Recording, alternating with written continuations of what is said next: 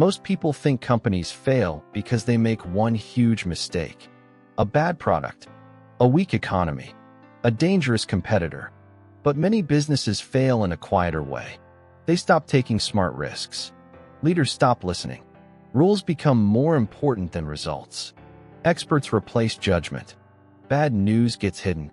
And little by little, a strong company becomes slow, proud, and afraid. That is the unusual idea behind the 10 Commandments for business failure. It was written by Donald R. Keough, a longtime Coca-Cola president and chief operating officer. Instead of teaching a perfect formula for success, Keough asks a simpler question: what habits almost guarantee failure? This matters because failure often begins after success, not before it. When you have nothing, taking a chance can feel easy. But after you build a good career, a strong team, or a profitable business, you have more to lose.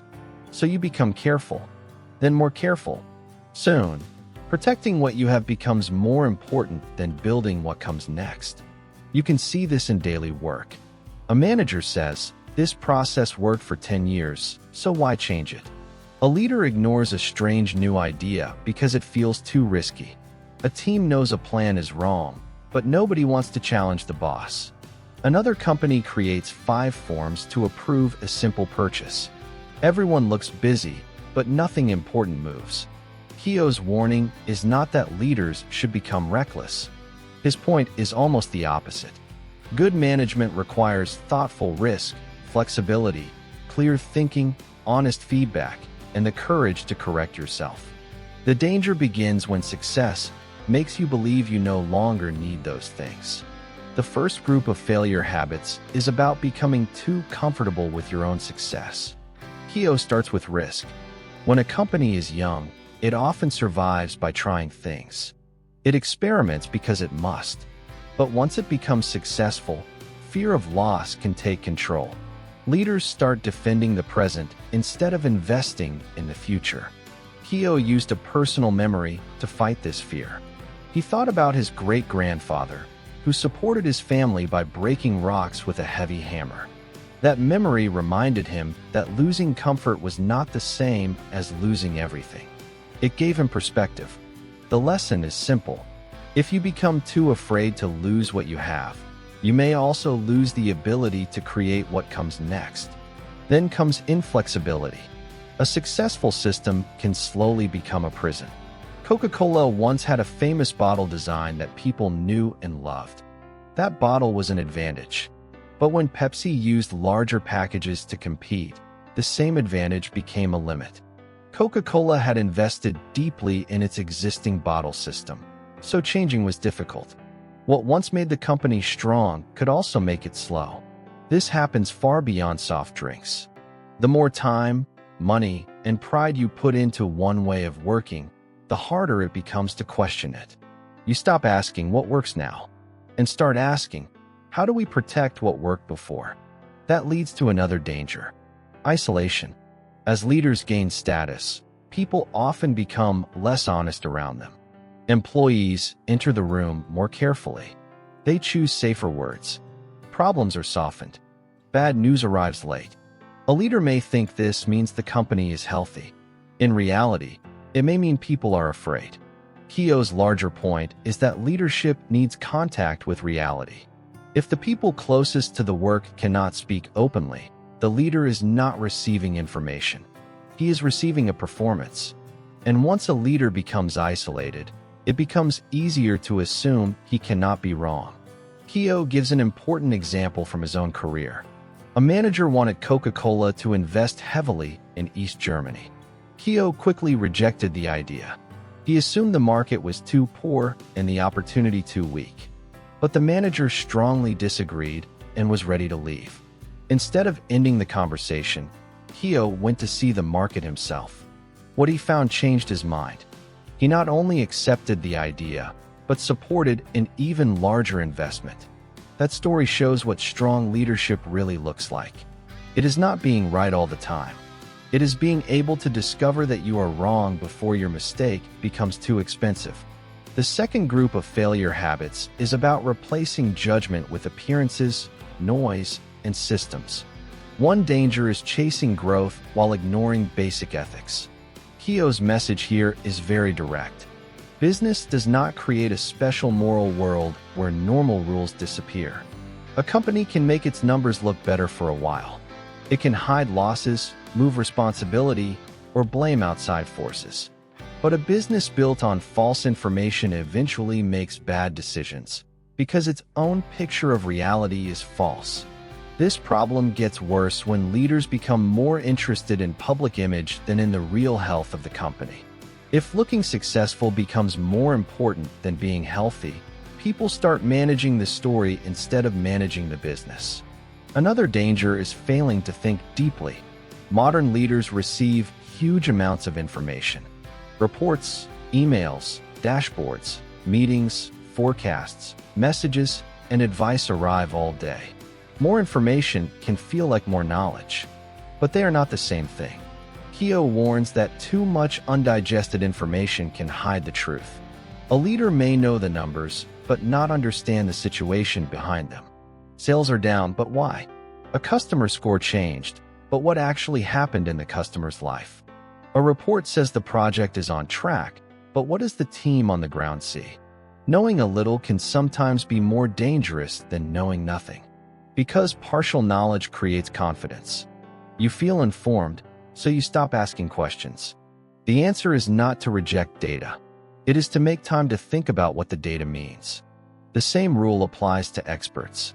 Experts can be useful, but they cannot replace responsibility. Keough remembers advice from his childhood. When buying cattle, look at the cow, not the salesman. In business language, study the thing itself. Do not make a decision only because a smart person sounds confident. Coca-Cola's famous New Coke decision became a powerful lesson. Research and blind taste tests suggested that people preferred the new formula. The numbers looked persuasive, but the company underestimated something harder to measure: people's emotional connection with the original Coke. Consumers were not only choosing a taste, they were reacting to a brand that had become part of their memories and identity. The lesson is not, never trust research.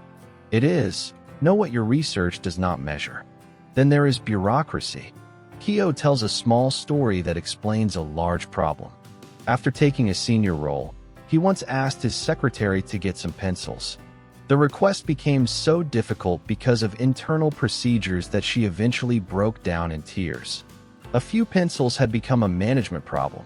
That is what bureaucracy does at its worst. It turns simple work into a chain of permission. The organization starts serving its own process. Rules are necessary.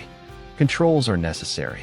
But if the people who create value spend their energy asking permission to do basic work, the system has become heavier than the job. And heavy systems create another problem: mixed messages.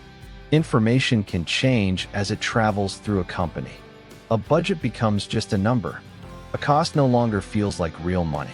A strategy means one thing to the executive team and another thing to the people doing the work. Keough uses an interesting casino example. Casinos prefer players to use chips instead of cash, because chips feel less like money. The emotional meaning changes. Something similar can happen inside companies. When thousands or millions become only figures in a spreadsheet, people can lose the feeling of what those numbers represent. So communication is not complete when a message is sent. It is complete when the other person understands what action, cost, risk, or responsibility the message really means. The final group of failure habits is emotional. It is about fear of the future and loss of passion. Pessimism can look intelligent because bad news often sounds serious. A leader who always predicts danger may seem careful. But if fear becomes the main way you see the future, you stop exploring. Every new market looks unsafe. Every new technology looks like a threat. Every uncertain plan becomes a reason to wait. Keough argues for a different attitude. The future will always contain risk, but it also contains possibility. Leaders do not need blind optimism. They need enough belief to keep looking for what can be built. And that belief connects to the last warning: losing passion for work and life. At some point, success can become emotionally flat. You already reached the target. You earned enough. You solved the same type of problem many times. So you begin to say, good enough. Or, that is not my problem. Or, I will be gone soon anyway. Keough contrasts this with Warren Buffett, who described going to work with the feeling of tap dancing. The point is not that every morning must feel exciting. The point is that long-term leadership needs curiosity. If you stop caring, the people around you will feel it before you say it. So how can we turn these warnings into something useful in normal work? Step 1. Build a habit of testing your own certainty. Before a major decision, ask 3 simple questions. What am I assuming? What evidence could prove me wrong? Who sees this differently? This works because many business mistakes do not begin with stupidity. They begin with confidence that has stopped being tested. If your team wants to reject a new product idea, do not ask only why it will fail. Ask what would have to be true for it to work. If you believe a market is too weak, get closer to the market before you close the door. If your current system seems perfect, ask what change in the outside world could make it outdated. The goal is not endless doubt. The goal is to keep your mind flexible enough to update. Step 2. Shorten the distance between leaders and reality. Create ways for bad news to travel fast. Talk to people closer to customers. Ask employees what is harder than it should be. Look for small signs of bureaucracy. When a simple task takes 5 approvals, do not only blame the employee. Study the system. Also, separate data from understanding. A report can tell you what changed. It may not tell you why. So when a number surprises you, go 1 level deeper. Talk to the person who made the sale, lost the customer, handled the complaint, or used the process. Experts and dashboards should support judgment, not replace it. Step 3. Protect both trust and energy. Trust means people can tell the truth without being punished for making the boss uncomfortable. It also means the company does not trade its values for a better-looking quarter. Energy means the organization still believes tomorrow is worth working for. You can support both with simple behavior. Admit a mistake quickly. Give credit when someone changes your mind. Explain what a decision really costs. Remove rules that no longer protect anything important. And when the future feels uncertain, do not pretend risk is gone. Name the risk, then ask what useful move is still possible. A team does not need a leader who acts fearless. It needs a leader who can face reality without becoming frozen by it. That is what makes Keough's book so useful. It does not promise a perfect path to success. It gives you warning signs. If you refuse every risk, protect old methods, isolate yourself, hide mistakes, ignore ethics, stop thinking, worship experts, love bureaucracy, confuse communication, fear the future, and lose your passion, failure does not need to arrive in one dramatic moment. You are already building it slowly. The opposite is not perfection. It is awareness. Stay close to reality. Stay willing to change your mind. Keep systems lighter than the work they support. Make room for honest disagreement. And remember that success can become dangerous when it convinces you that yesterday's answers are permanent. A strong company is not one that never makes mistakes. It is one that can see mistakes, learn from them, and move before pride turns them into a pattern. If you enjoy learning practical ideas from great books through clear, natural English, subscribe for more videos like this.